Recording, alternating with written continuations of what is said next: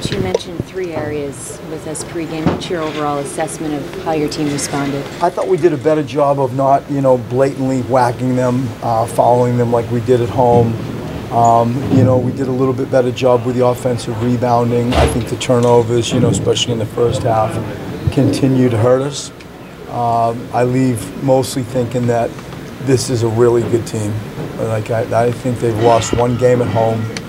I think they've won 12 out of the past 13 games, and we feel every bit of that. Joel, with your first 6 shots, did you sense that he was getting a little frustrated as the game progressed? I think because he wants to do so much more and he can't. He just hasn't practiced or recently played. And so it didn't really surprise me that what I thought was good form at the start of the game, and he had his legs underneath him. His conditioning, obviously, at the start wasn't challenged. But as the game wore on, I think none of us should expect less.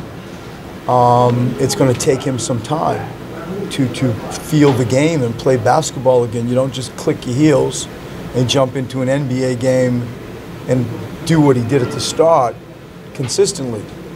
And he got frustrated, and it's just part of really what makes him quite unique. He wants it, and he wants everything now, and sometimes you just can't have that.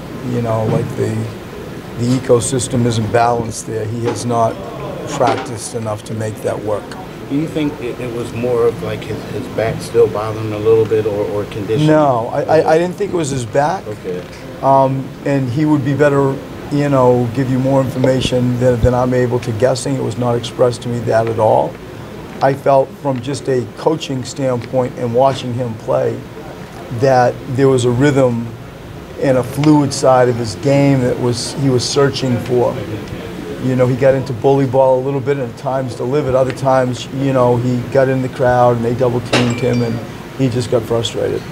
Brett, it seemed like early on you guys made a conscious effort to give him the ball with the half-court set. I mean, a lot. Yeah, a lot. That was the game plan, yeah, to get him involved. Really just try to,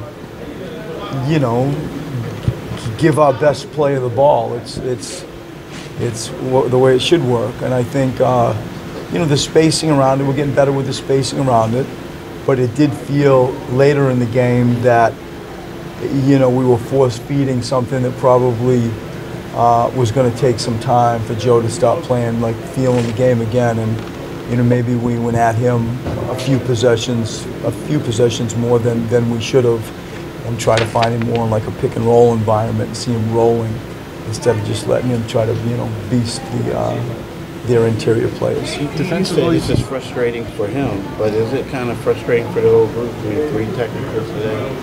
I think so. At the start, that was on me, and sometimes you got to do it and, fight for your team. I don't regret that. I think that the frustration where Dario got fouled on the jump shot, we can do better.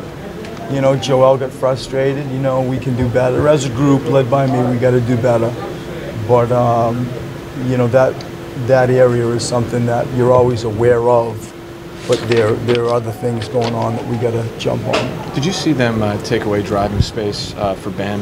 It seemed like he was contested at times going to the rim, or how did you see them handle that? Their length and their athleticism, I think, did a good job of creating a vacuum. I think that they really gave a pocket of a wall of defensive players that at times bothered Ben.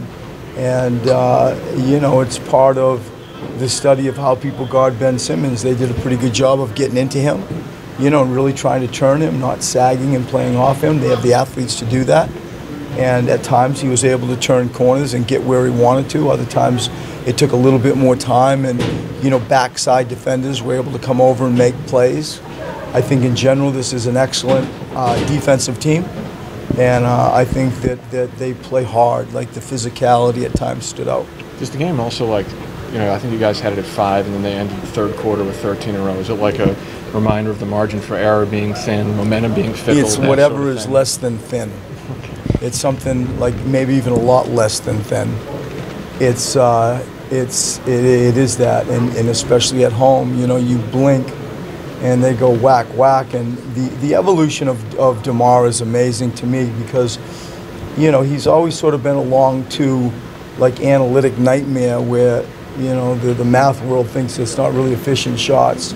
Then he makes them, then he makes more. Then you realize he can make those in his sleep. He's really incredibly skilled at the pull-up too. Then he starts adding in some stuff, finishing at the rim. Then he starts adding in the three-point shot. And it's like, wow, that is a complete package. And he plays with such a smooth, fluid style. And he's class. Like from afar, I just respect him. And I because of the Philadelphia connection, you know Kyle well. And so like those two guys together, they're two men that are really good, that are leading this program, and hard to guard. You've got the NBA's biggest day on deck. How do you approach it with your team? Just making sure they understand the sky isn't falling. It's not falling. You know, we feel internally the things we're doing will add up. We stand by that. I've seen what good days look like in my previous life, and I feel very confident that we're doing what needs to be done. We got to get JJ back. We got to get Joel playing. We got to include Trevor Booker. You know, you got to get like a good spirit about the group, some confidence.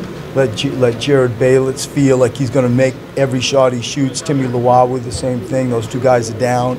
It's my job to lift them up, and we'll get this back on track. And the message isn't fabricated. It doesn't feel disingenuous. It's completely stuff I believe in, and that's the message going into Christmas Day. Brett, I know typically a game is a game no matter where you play it, but the fact that it's only 2 hours up the road from Philly, yeah, and that you guys could come back home and take a day off, is that kind of like refreshing for y'all?